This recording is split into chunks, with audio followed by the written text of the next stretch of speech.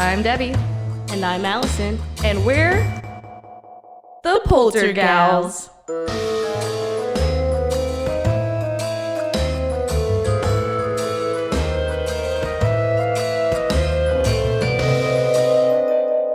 Spooky.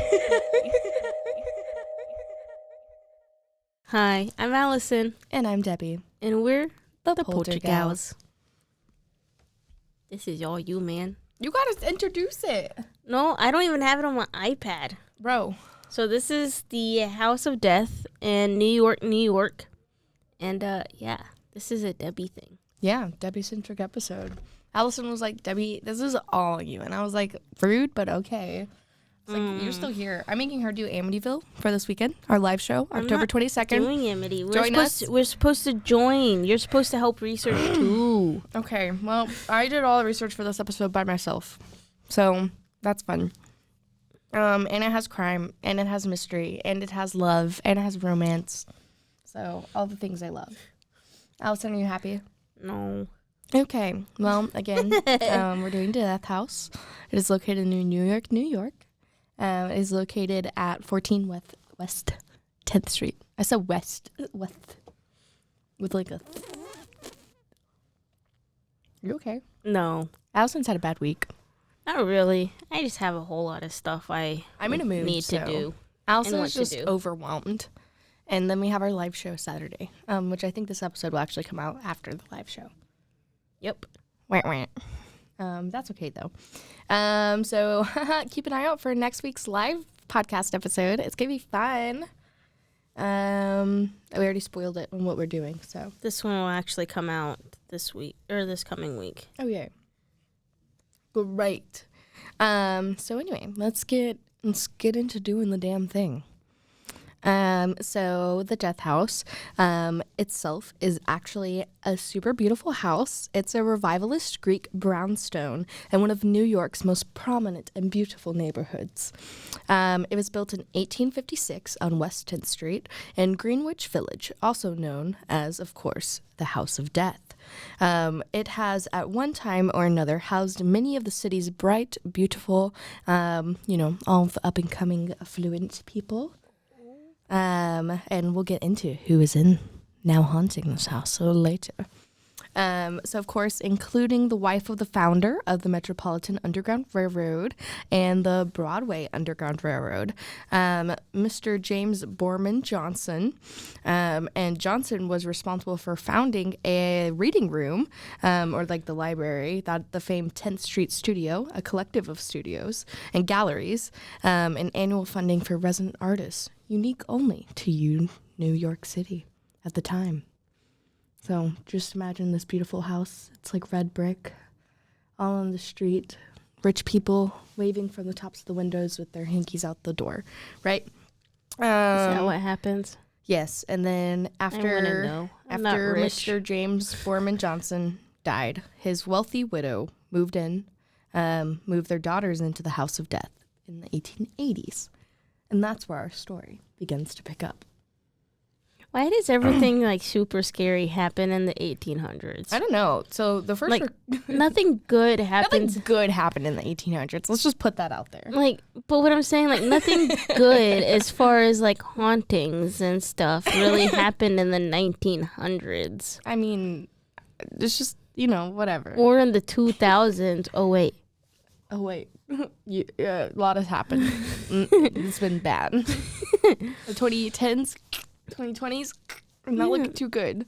I mean, we'll see what I guess early 1900s was okay as far as spooky, but I mean, you had the flu, which is basically exactly what we're living through now, which is, yeah. There's so much terrible things that happened. And then you had a few wars in the 1900s. Yeah. That'll do it. Those were really bad. Those sucked. Just a few. Those were I could think of at least two that involved. At least two. At least two that were global. And two. I mean, I could think of one that was specific to a country, but at least two that were worldwide. Well, this story and the first recorded incident to this house happened in 1897. So that's where our story picks up. Are you ready? I guess. So the first recorded incident of bad luck was in 1897. So the celebrity, Fred H. Andrew, and the new owner and occupier of 14th West 10th Street had a moment of bad luck. During his residency, as described in the New York Times as of August 9th, 1897, Andrew had a moment of reckless bicycle riding, in quotation marks, that caused him to actually hit a boy around 8 years old, and that boy then suffered a broken leg, and Andrew was arrested. So this is just beginning. So that doesn't make sense. He was recklessly bicycling. How do you recklessly bicycle? Like what I'm imagining is like one of those like with like the big wheel, like in the front, and then it's like I'm so high up. Oh no, little boy. Oh. No. Also, how do you break somebody else's leg? Like it would be understandable if he broke his own leg, but the fact that he broke somebody else's leg while he was on the bike. He was reckless bicycle riding. What can I say? That doesn't make sense. But this is just like dipping our toe into the pond of this house. So I wanted to include it in here. But the most famous tenant of the house is Mark Twain. I'm not going to lie. I really haven't read any books of Mark Twain. Oh, what? I know of him. Uncultured swine. I know of him. Like I know who Mark Twain. I literally read them in high school. I did not. Did you just like fake it? I didn't read any of those. What? Were you in AP English? Yeah. Okay, well that's why. I'm sorry. I'm smart. Us normal people that take thoughts. regular English do not read any of that. I'm a thought with thoughts. No, here's the thing. We did not do it in theater. We did not read it in English. Wow. I did not care. Well, you better care about him. I did not give 2 Fs. Well, when it came, he's the star of our show I today. gave all A's and B's with the occasional C when it came to school. Ew. But I never had a C. Actual school, forget about it. I did have a C in college, but that's my husband's fault. I showed up and then did what I had to do and then got out. Wild.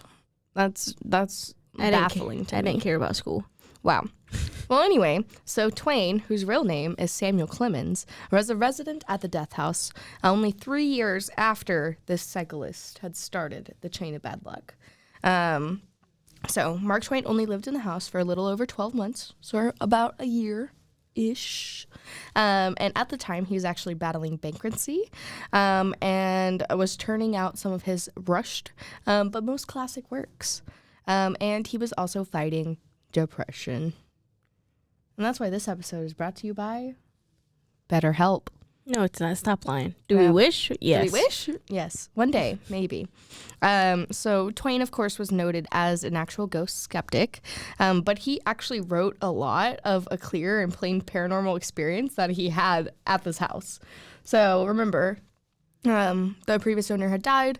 His widower moved in with their daughters.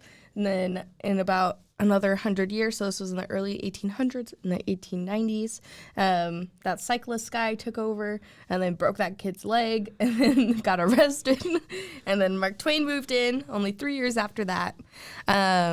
So one evening, he actually witnessed a large piece of wood kindling move in the air all by itself. Thinking the wood was being moved by a rat that had some use for the wood, a new piece of furniture perhaps, he actually tried to shoot at this floating piece of wood with his gun. Because, yeah, that's what normal people do. They're like, oh, there must be a rat or something definitely moving this kindling and like this little spark through the air. Oh, yeah, huh? Okay, I'm going to shoot it.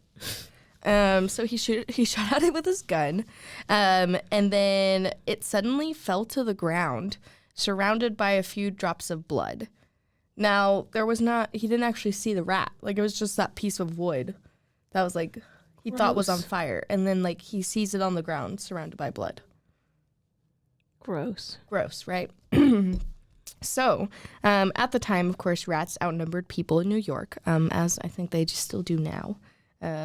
With Pizza Rat. But the house was actually not noted for even having an infestation at the time, and Twain maintained that the blood was that of a rodent and not that of a ghost. And I mean, I don't know if ghosts bleed, but like, that's suspicious. Right? I don't know. Thoughts? I don't have any. I'm just listening, and I'm like, that's okay. Anyway, so Mark Twain, again, was a wild guy. And then after Mark Twain, there was Jan Bryant Bartell. So her and her daughter took up residency. Again, she's another famous author. I'll get into more about her in a minute. Just listen. Gosh, Alison. Quit trying to jump ahead. So yeah, they took up this spacious apartment on the very top floor. So they're now on the top floor. So this was around 1957. So we're fast forwarding. Fast forwarding. That's the word I'm trying to say. So Jan Bryant Bartell was actually a famous actress and psychic. Ooh. And writer. She moved into the apartment that originally was for the servants. So the servants would be on the top floor, as we talked about, kind of with the East Terrace house. How, like, they would be up there, and then they'd come down and help all the other people that were living in the house, whatever. But they only had one servant. Well, they had, this is New York. They had, I mean, actually, they didn't really have, like, slaves, so that's good. But servants. So Bartell actually then decided to write about her experiences that she was having in this house. She wrote in a manuscript documenting her psychic experiences with the paranormal while living at 14 West 10th Street. It was titled Spindrift, Spray from a Psychic Sea. Don't know what that means. Spray from a Psychic Sea. That doesn't make sense. Listen, it was back in the 1950s. They didn't make sense. Back in the 1950s, we still spoke the same English that we speak today. I mean, I think it was just more of like a fancy, like fancy. You know? No, that would be the British, and that happened way before the 1950s, my darling. Anyway, so in her book, she vividly recounts what it's like to live in a possessed house, which she believed the house was in fact possessed. The book was actually very well received, and it's received many favorable reviews. The affecting prose is very flowery, and it actually paints a picture of a woman at the edges of our world, on the border to yet another world, unseen. Again, she was a psychic, so maybe she had some little... So Bartell writes of experiencing visions and hearing many unexplainable sounds around the house. And here's actually a little excerpt from Spindrift. Are you ready? Yep. Like a game of 10 little Indians, death began to occur in the house. The first to die was a dog, Jan's own beloved Penelope. But within 24 hours, she was to learn of the death of the first human tenant. Whether by heart attacks, suicide, or murder, the deaths came in rapid succession. In terror, the 9 little Indians gone, the Bartells moved far away from the Greenwich village. But the haunting followed them. Dun dun dun. Yikes. Yeah, and then after the completion of Spindrift, Jan Bartell became the 10th to die. Oh, no. Yes. So Bartell died shortly after completing the manuscript in what one might consider mysterious circumstances. So people are already questioning that. She, of course, was also a sufferer of depressive episodes, and there were rumors of many suicide attempts that had happened while she was in the house first and out of the house. Her death lent credence to the legend of the House of Death and its curse, because she already made a book about it, and then she does end up dying. So that was pretty terrible. However, there are still many skeptics. And then, like, I put, like, ... And, like, in the notes I put... Dun, dun, dun. Yikes. And who'd be texting me? Don't know. So now you're asking, now Debbie, so far these have just been like deaths that might be a little mysterious. But like, where's the crime? This is supposed to be hauntingly true crime. Duh. Well, of course, crime happened in the House of Death. And this is the incident that actually gave it the name, the House of Death. So welcome to the crime. So on the evening of November 2nd, 1987, New York City witnessed a genuine tragedy at the House of Death. This was the murder of Lisa Nussbaum, or Nussbaum, Nussbaum, Baum. And it has a twisted plot worthy of Hollywood's horror flicks, which actually is pretty cool. Not the murder. The murder is not cool. It's very sad, actually. So get ready. So first I'm going to read like the little blurb about like what exactly happened, and then we'll get on to it afterwards. So around 6:40 a.m., 911 operators got a pressing phone call from children's author and editor Hedda Nussbaum. Again, a lot of very famous actors and wealthy people lived in this house. So it's not like it was just like any other tenant apartment in New York at the time. So this was a very well-known children's author. Remember that. So she said that her 6-year-old daughter, Lisa, wasn't breathing. So then an ambulance was sent to a Greenwich resident right away. When the paramedics arrived, they were greeted by a very disturbing scene. They found Lisa lying naked and unresponsive on the kitchen floor, and her brother, Mitchell, was tied up in his playpen and soaked, covered in his own urine. Nussbaum herself was covered with bruises and as well as had several broken bones. Investigators at the time also discovered marijuana, cocaine, I don't know what this is, hashish, over 20 crack pipes in the home, and $25,000 in cash in the apartment. Oh my God. Yeah. So again, this was 1987, so that was a lot of cash to just be like laying around in your apartment. That's still a lot of money, like now. Yeah, I mean, if I just had $25,000 in my apartment, that would be crazy. I would not be lying around in my apartment. I would not be lying around in my apartment.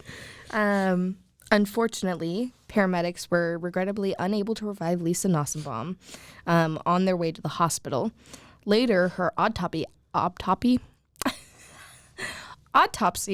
actually revealed that the cause of her death was repeated blunt force trauma to her skull.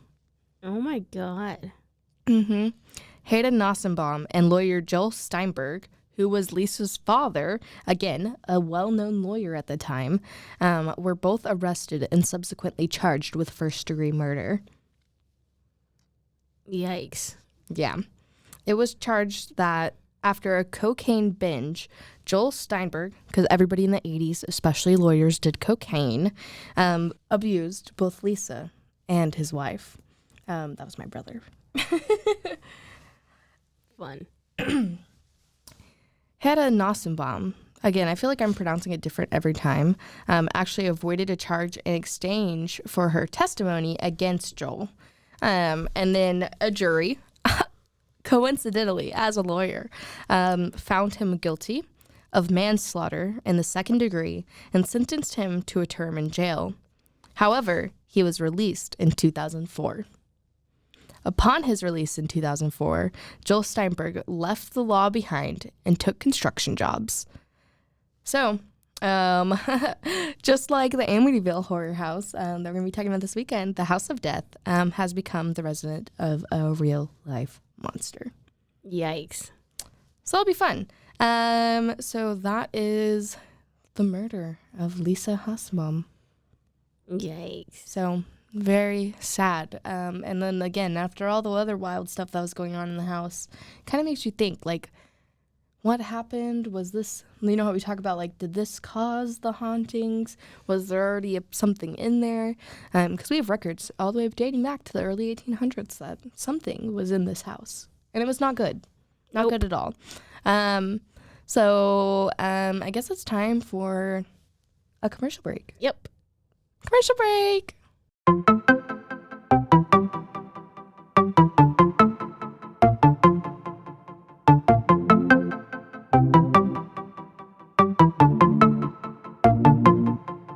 Welcome to One Star Rewind, a new podcast about those dreaded one-star reviews that every business owner hates to receive, but yet every customer loves to read. During this podcast, we will peel back that one-star review to better understand how it happened, when it happened, and what the business owner is doing after receiving that one-star review. This podcast will be about love, hate, and laughter. On One Star Rewind, we will meet with real business owners who will tell their stories and how they do rely on reviews for their business. Follow us on Facebook, Instagram, or download us at roguemedianetwork.com. Please subscribe, but only rate and review for not a 1-star review. Join us each time for a new review and a new story.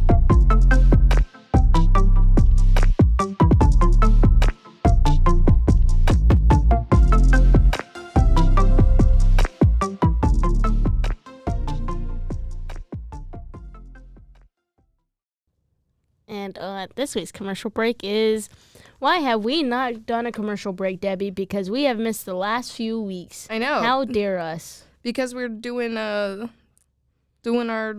things by ourselves, so we just keep forgetting. How You gotta remember. dare us. See, I broke it up in very clear sections. So I have history, true crime, the crime, hauntings. How dare us? All right, are you ready? Yep.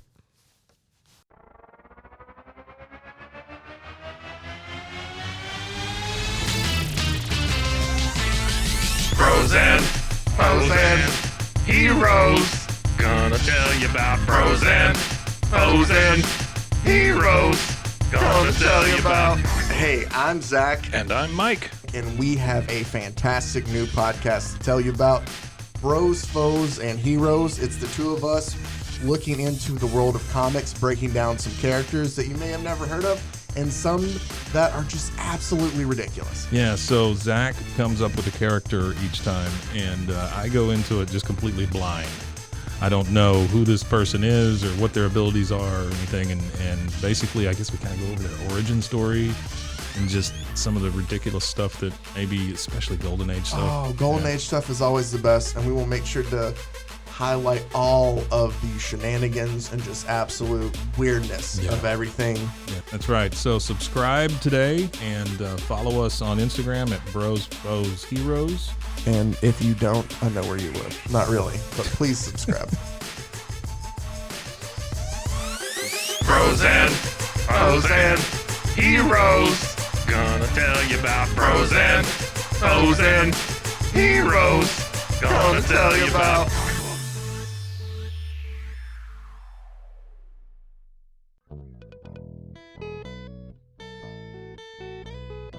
Hi, this is Sarah, And I'm Carter. and this is Some of Our Thoughts. We're two Southern sommeliers, and we want to share everything we love and know about wine. We started hanging out during quarantine and cooking and drinking and listening to music, and we just thought this would be a great way to bring everything we know to you guys. We will make wine knowledge and food pairings easy and approachable. So put on your favorite vinyl, grab your favorite glass of wine, tune into our show, and let's have some fun. Wine and vinyl. So check us out on roguemedianetwork.com or wherever you get your favorite podcast.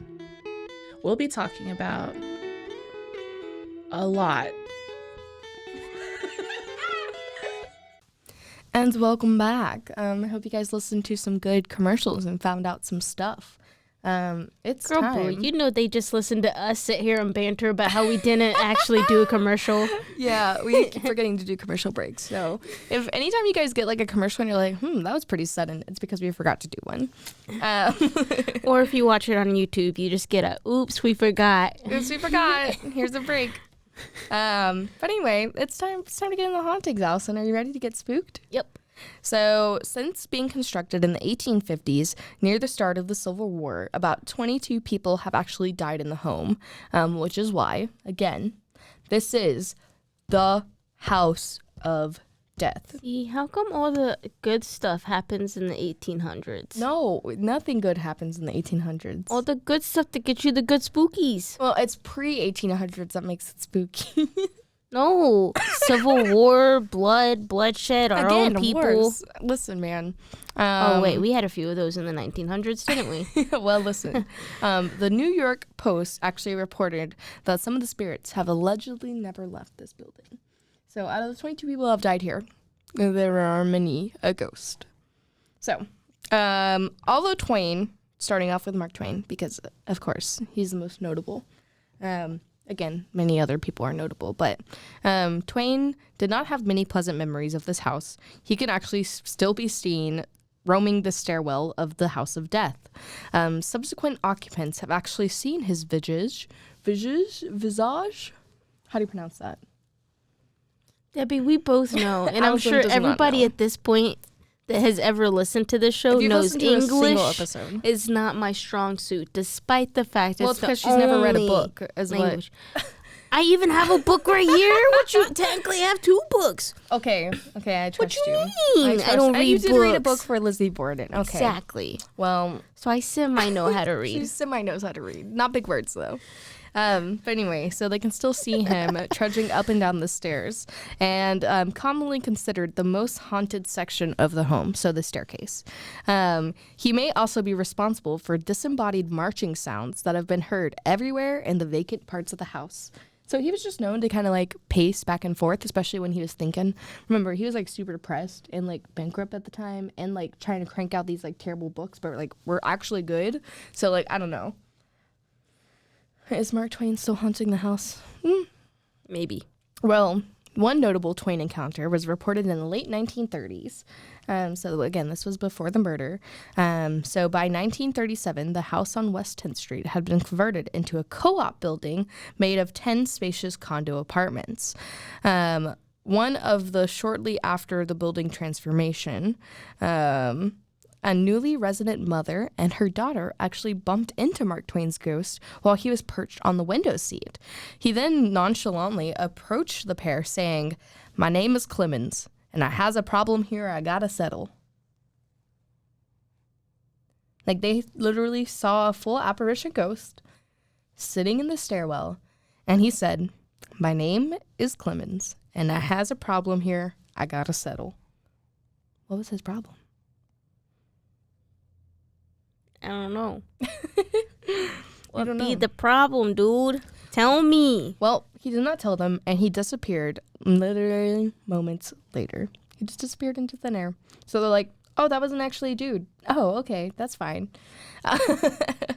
And again, remember, Mark Twain's real name is Samuel Clemens. So, if the ghost says, "My name is Clemens," and you did not know, so what would you think? So that's pretty fun. I'd be like, got a blast. I got a blast. What problem he had, he needed so badly to settle, he did not share, but it was likely a financial one, because again, he was bankrupt. It's sad money can keep one from resting happily in peace. It's also a mystery why Mark Twain, who died in Danbury, Connecticut, not at the New York house, still appears so often here. Yikes. Maybe because he was so tortured while he was here. Ooh. Maybe that's why he still remains. So that's interesting. Now moving on to Bartell. Again, the psychic. Bartell. Bartell. Bartle. Good. Bartle. Change that one letter with the letter after, and you got something else. What? You got the Cortel. Hey, maybe. Anyway, Bartell reported almost immediately that there was, in quotation marks, a monstrous moving shadow that would often follow her around this house. So that's fun. Can I just say, What?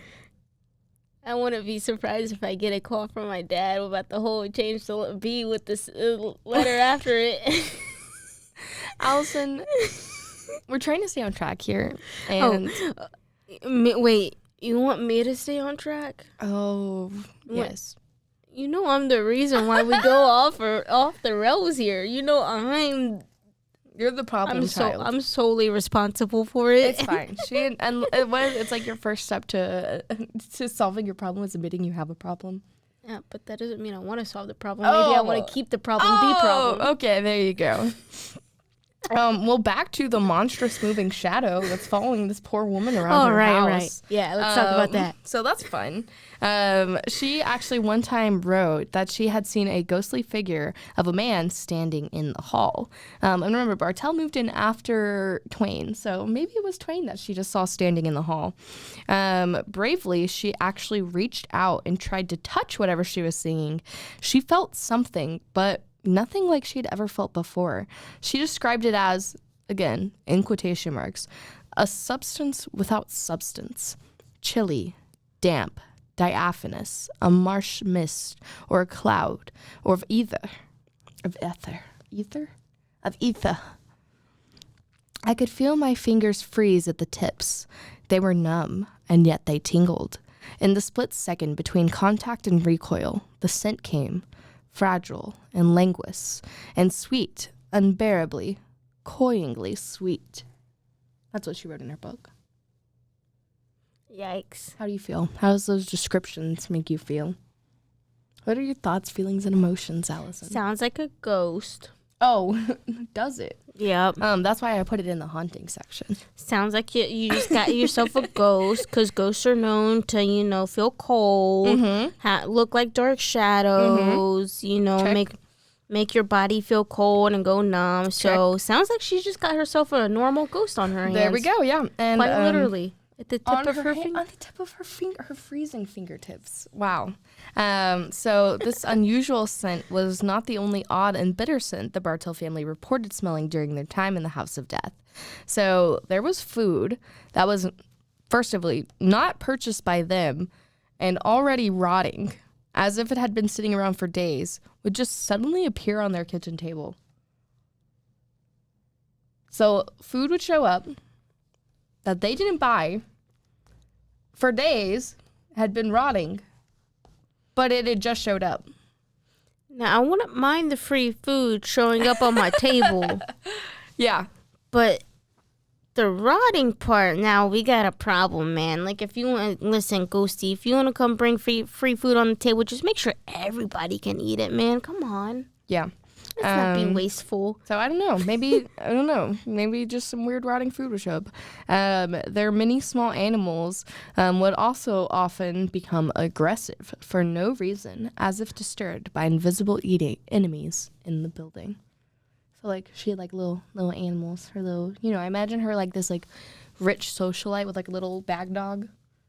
And her little bag dog would be like, yap, yap, yap, there's a monster in that corner. And again, this is why we need to trust the pets. Trust the pets. Allison doesn't have any pets, so I don't trust her. Actually, I do have a pet. Thank you. It's not at your house. That's not my problem. Well, yeah, it is, because it's not your pet. It technically is my pet. If you looked at the paperwork, it's mine by default because it's actually legally my husband's, and because I'm married to my husband, therefore that dog's so also mine. It's your adoptive child. It's your stepchild. The only reason why we don't have it at our house is because, well, we have to fix our fence, and our dog is very well known of jumping fences. You saw our dog. So tie him up in the backyard. Yeah, no. Why not? Do you have any trees in your backyard? We do. But fun fact, the state of Texas changed the laws that if you have a big dog, they have to be on a 10-foot leash. And I'm just not about that. I don't...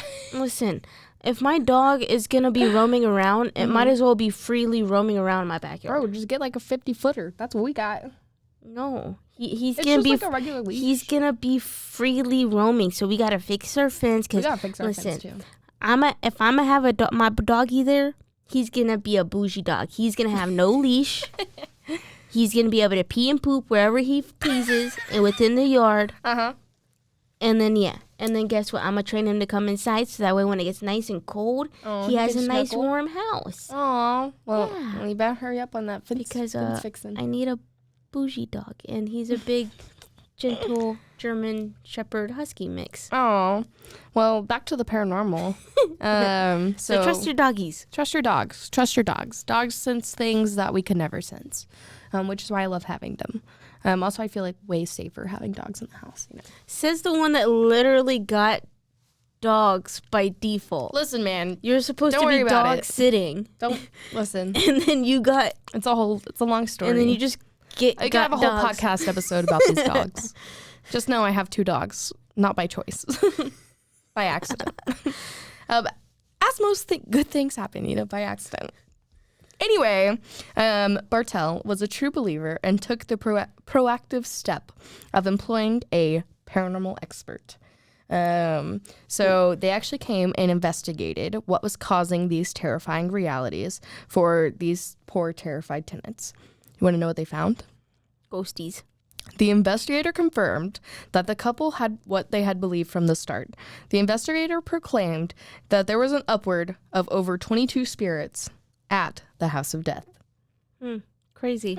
How that number 22 aligned with another number. If you guys don't know that, but 22 is actually my lucky number, so that's kind of like, ooh, it gives me little goosey bumps. They said besides Mark Twain, he mentioned a woman in white. Gross. Get out of here. A young girl and a gray cat. Sally? Well, what's funny about the little girl is... Her name's actually Sally. Well, it could be Sally, no. Aw. But Lisa. So remember, this was actually being taken place around like the 1950s. So this was before Lisa had been murdered. So there might have been another little girl that had died in the house. Oh, no. So again, maybe it was like one of those like weird happenstance things. But yeah, and then also a gray cat. I want a little gray cat ghost. That's cute. And then after Lisa's horrible murder, the happenings of the House of Death were spreading to the neighboring houses on the street as well. And then in the apartment complex next door, residents started to notice flickering lights, and several residents actually reported a ghostly female figure in a long gown wandering a corridor. So this isn't just their house now. This is affecting their neighboring apartments. It's the neighborhood. It's the neighborhood's going. What do they say? What's like other than I was gonna say the neighborhood's going to shit, but isn't there like another saying? It's a ghost hood. It's a ghost hood. Ooh, welcome ghost to hood. the ghost hood. It's the ghost hood. Welcome to the ghost hood. Ooh, I like that. But anyway, so their next door neighbors were saying that they were seeing this woman and other things like that. And then a resident photographer had appeared being seen. A resident photographer had apparently been seen, had seen this woman in the long gown floating through doors, and apparently had been doing this for over 20 years. So this photographer guy was like, oh, I thought that was normal. This has just been going on for 20 years. That's fun. You don't just live with the ghost on the day-to-day? Oh, man. I thought this was just normal for everybody. Oops. And then, of course, in the main house, the stairwell continues to be the nexus of ghost activity in the building. The dark and wide antique stairs are where many of the ghosts still make their appearances to this day. Yikes. Stairs are a vortex. What can we say? I mean, you either got the stairway to heaven or you got the hell's bells. So, you know. I thought it was a highway to hell. Stairway to heaven. I mean, you also got a highway to hell too. But yeah, there you go. Whatever. But anyway, so yeah, that's all for but the you got House hell's of bells, Death. man. Hell's bells. Yeah. Ring-a-ling-ling-ling-ling. Okay, well, what did you think of today's episode, Allison? Oh, wowzers. Are you ready for this weekend's live show? We're getting pumped. Well, it's not going to be this weekend. What already happened? You mean the past future, the future past. We're doing Back to the Future things right here. That doesn't make sense. It's okay. But anyway, all right. Well, thank you guys. Thank you for listening. Don't forget to go follow us at the Poltergals. If this is your first ever episode, thank you for listening all the way through. As you can tell, we're crazy. Yeah. Allison's the worst, but like in a good way. Hi. Anyway, so again, go follow us. We're at the _Poltergals. And if you know anybody that wants to come on our show to be a Polter pal, reach out. Yeah. Also, don't forget to comment, like, subscribe, follow us on Rogue Media Network and everywhere else that you get your podcasts. Okay. Bye. You've been listening to The Poltergals, a Rogue Media Network podcast.